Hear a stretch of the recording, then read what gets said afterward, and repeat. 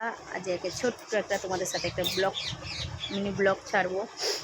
মানে কি করি আজ বৃহস্পতিবার পূর্ণিমা। চলো তোমাদেরকে দেখাই পুজোটা কীভাবে দিয়েছি। সামান্য একটু পুজো দেওয়া হয়েছে। চলো শুরু করি।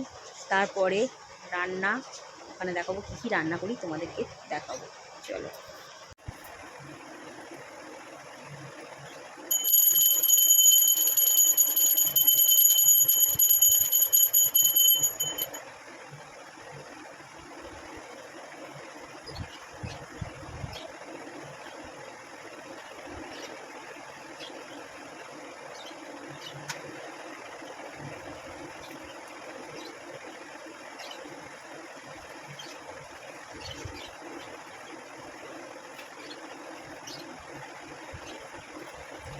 তোমাদের ব্যাক ক্যামেরা দেখাই। চলো, আজকে আমার পূর্ণিমার দিনে আমার গোপু সোনাকে কেমন লাগছে অবশ্যই তোমরা কমেন্টে লিখে জানিও। দেখো কেমন লাগছে। আর গোপু সোনাকে খেতে দিয়েছি। দেখো আজ এই গাছের সমস্ত ফুল সব চুরি করে নিয়ে গেছে, যতটুকু ছিল দেওয়া হয়েছে। দেখো কেমন লাগছে অবশ্যই তোমরা কমেন্টে লিখে জানিও।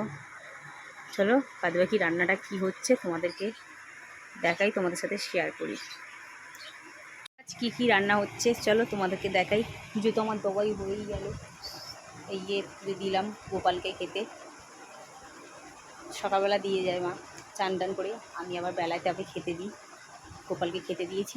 আমার পুজো সোনাকে কেমন লাগবে চলো রান্নার জায়গাটা তোমাদের দেখাই কী রান্না করেছি। দেখাই, এটা হলো মুগ ডালের মশলা কষালাম।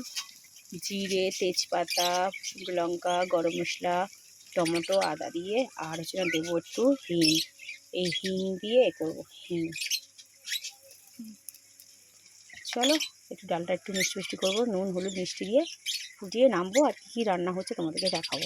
চলো পুজোটাও তোমাদেরকে দেখাই আমার গোপু সোনাকে। এই হলো আলু ভাজা, আর এই হলো ধনে পাতা, আর এই হলো মূলো শাক ভাজা, খুবই সুন্দর করে ভাজাটা করেছি। আর এই থোড় ভাজা, সর্ষে শুকনো লঙ্কা ফোড়ন দিয়ে ঘি দিয়ে করেছি। আর এটা হলো মুগের ডাল, ঘি দেওয়া আছে। দেখো আদা বাটা, জিরে বাটা, গরম মশলা, তারপরে টমেটো দিয়ে করা হয়েছে মুগের ডাল ঘন করে। চলো, আর এই সবজিটা করলাম না, এতগুলো পদ হয়ে গেছে বলে। একটা দুটো তিনটে চারটে পাঁচটা পদ হয়ে গেছে বলে এইগুলো করলাম না। এটা তুলে রাখবো, এটা কালকে করবো। 5 রকমের সব রকমের সবজি আছে। আর এটা আমি এখন খেয়ে নিচ্ছি। আর এই যে ভাত। চলো